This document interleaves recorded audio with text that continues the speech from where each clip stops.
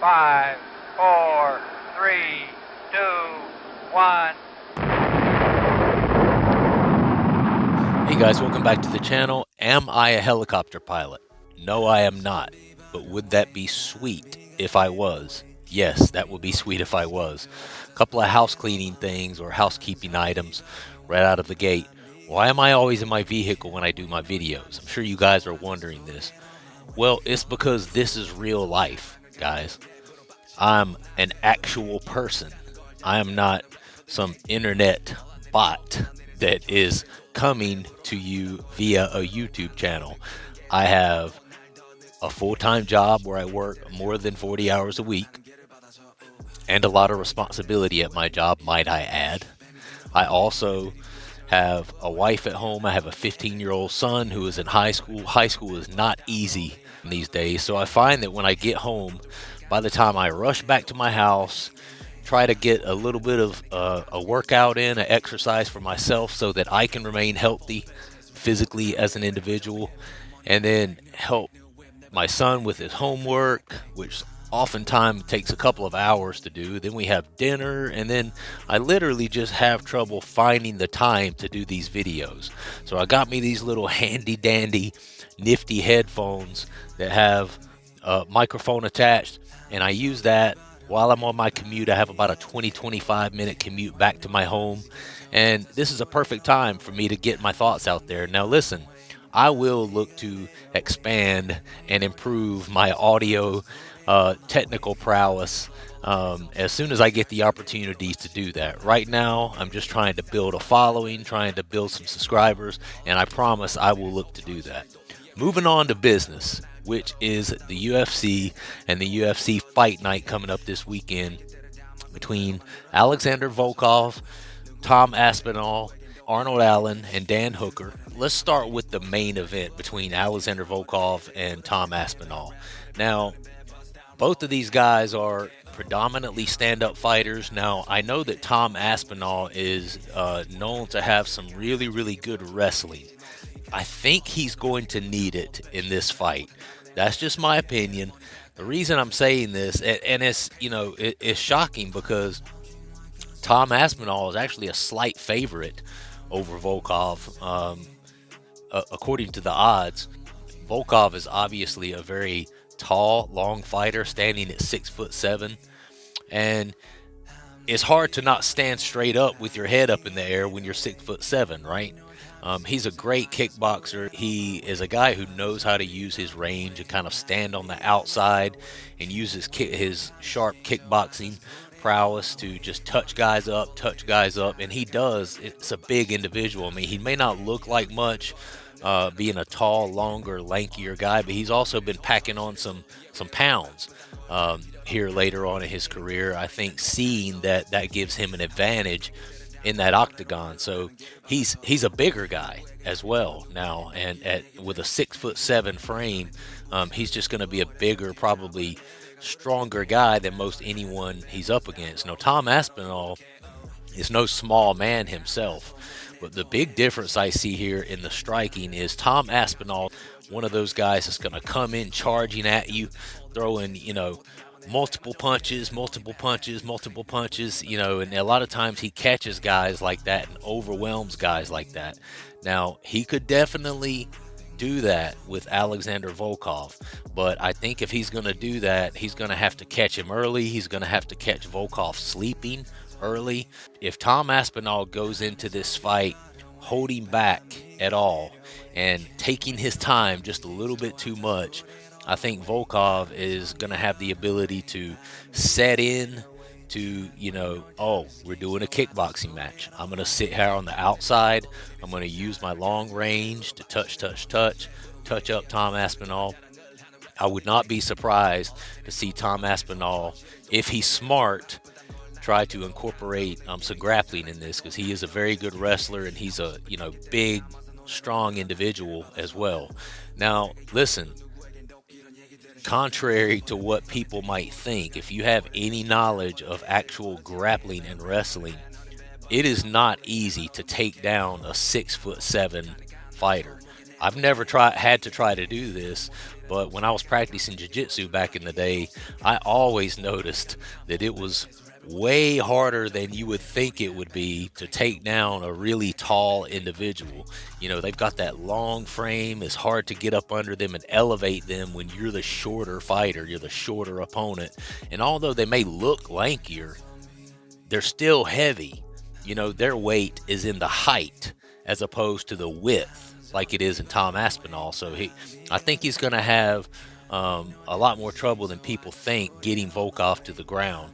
So if he doesn't come in and just attack really really heavily in the beginning and catch Volkov with something, because Volkov, you know, he has been touched on the chin a few times. Derek Lewis did it to him.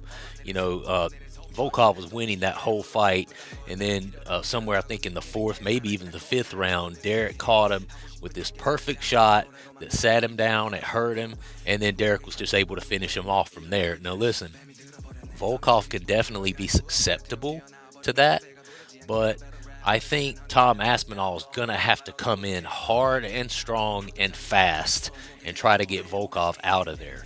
Because if he tries to stand on the outside and have a kickboxing match with Volkov, especially with the length and the technical skills of the kickboxing of Alexander Volkov, I just think that Volkov is going to, you know, win the unanimous decision with this. He can also knock him out too. I mean, you saw what Volkov did to Alistair Overeem, just destroyed him. I mean, like I said, the guy does not look like much, but he obviously has some power in his punches and in his strikes. So I think he could easily knock out Tom Aspinall. So as far as my pick on that, this is a real tough one, and the odds have it really, really close. I'm going to have to lean towards Alexander Volkov. I think he just has more experience, and I think that he's going to be able to kind of touch Tom Aspinall up, maybe land something, possibly knock him out, and if not that, win a decision basically on points. But I'm not putting anything past the surging Tom Aspinall, because he has really been on a tear here recently, and he's a very aggressive fighter. And you know, Alexander Volkov has shown in the past to have trouble with those really aggressive guys that come straight at him like a battering ram right into his range and just come at him with really aggressive strikes. You know, he's shown to have trouble with guys like that. So I'm gonna have to go with Volkov, but I don't really feel comfortable about my pick, let's just say that. Next, Arnold Allen and Dan Hooker. I am really, really excited for this fight. Now, this is Dan Hooker going back to featherweight, and I just have to say right out of the gate, this concerns me a little. Dan Hooker is a very tall, lengthy fighter, even at the lightweight division. So to see him going to featherweight, he's obviously going to have a length and reach advantage over an Arnold Allen. But Dan Hooker, too, just like I was talking about with Alexander Volkov, has had issues in the past of, you know, guys coming right at him and getting in his space. We saw what Michael Chandler did. You know, Dan Hooker is notoriously a very slow starter, and he has kind of always been that way. He's a guy that likes to, you know, figure out a guy's range, kind of stay on the outside of that guy's range, start to get his measuring down, start to land his strikes, measuring guys, kicking, punching, and turned it into a kickboxing match. And, you know, maybe some knees up the middle, trying to catch guys off guard. This is Dan Hooker's game through and through. He's going to be looking to implement this with Arnold Allen. Arnold Allen, much like Tom Aspinall, there's a lot of parallels here between these, between this co-main event and the main event here. Arnold Allen, much like Tom Aspinall, is one of those guys that will just bull rush you, literally bull rush you, just coming at you with punches, and he catches a lot of guys that way. I think Dan Hooker could be in a little bit of trouble if he comes into this fight starting slow like he normally does. He's also at featherweight. You know, I really question how Dan Hooker's chin is going to be at featherweight. I mean, he got slept by Michael Chandler pretty easily. I know it was a clean shot at lightweight. Now he's dropping down to featherweight. Is the weight cut really going to bother him? Is he really going to be able to take a shot at this weight? I think that kind of remains to be seen.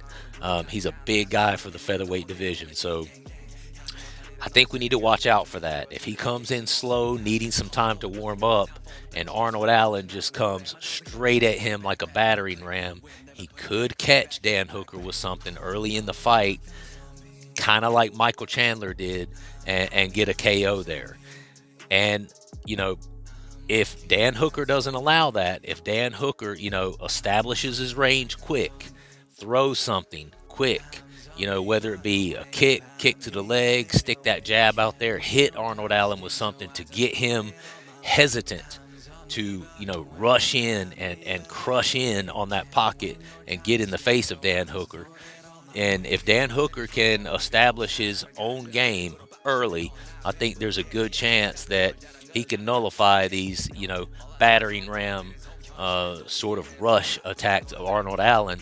And then, you know, if I have to give an edge to who's the better kickboxer and who's going to be able to score more points throughout this fight, I've got to go with the more experienced kickboxing style of Dan Hooker all the time. So this is literally just like the main event. This is a situation where if Dan Hooker can stave off the early attacks, the early heavy attacks of Arnold Allen, I feel like he can settle into this and, you know, establish his own game and probably win a strong decision, or, you know, maybe land the knockout along the way as well. I know Arnold Allen's a tough individual, and he's a very fast individual too, at featherweight, and that's something that Dan Hooker's going to have to consider. He's used to fighting these lightweight guys that are, you know, have a few more pounds on them, and as we know, as the pounds come off, the speed goes up and the speed increases. So he's going to be dealing with a speed advantage in these smaller fighters down here in the featherweight. So as far as my pick, gonna have to go with my boy Dan Hooker. I can't not go with Dan Hooker. I'm such a huge fan of his. He's a veteran in the sport. I just think that he's going to be able to outlast any early onslaught of Arnold Allen. And don't get me wrong, Arnold Allen is a juggernaut, and he is shown to have really, really great cardio. So I don't necessarily see him tiring out, per se. But again, he is one of those guys that comes straight at you, throwing a bunch of punches. And I see that if he doesn't land any of those onslaughts and he doesn't catch Dan with anything that's going to be night ending or fight ending, I see him backing up, you know, regrouping, and then trying to fight Dan's fight, which is kind of a stand at a distance kickboxing match. And, you know, I don't think it's going to be able to take Dan down. Dan is a lot taller than Arnold Allen. He has great takedown defense. You know, Arnold Allen is no Islam Makhachev. So I don't think he's going to be able to take Dan Hooker down. And I think he might get stuck in this rut of having to fight this long-range kickboxing game with Dan Hooker. And that's not going to be good for Arnold Allen. Arnold Allen's going to have to go in hard, strong, and fast and try to get Dan Hooker out of there, I think, if he wants to win this fight. So I'm going to go with Dan Hooker, but just like the main event, although I'm going with Dan Hooker, I don't really feel that good about it, if I'm being honest, because Arnold Allen is a surging fighter, man. This guy is tough as nails. He's very quick. He's very, very aggressive in there. And, you know, he definitely can win this fight, especially, I'm thinking, if it happens early on in the first or second round while he's really, really, really fresh. So we'll see what happens with that. That's what I got, guys. If you have not subscribed to the channel, please do that and ring the bell so you can receive notifications. And I appreciate you watching Full House MMA. I will see you next time. I'm zombie but awake, 밤비가 내려wait. Can't wait, no time is game, so I just put it all my way. I'm zombie but awake.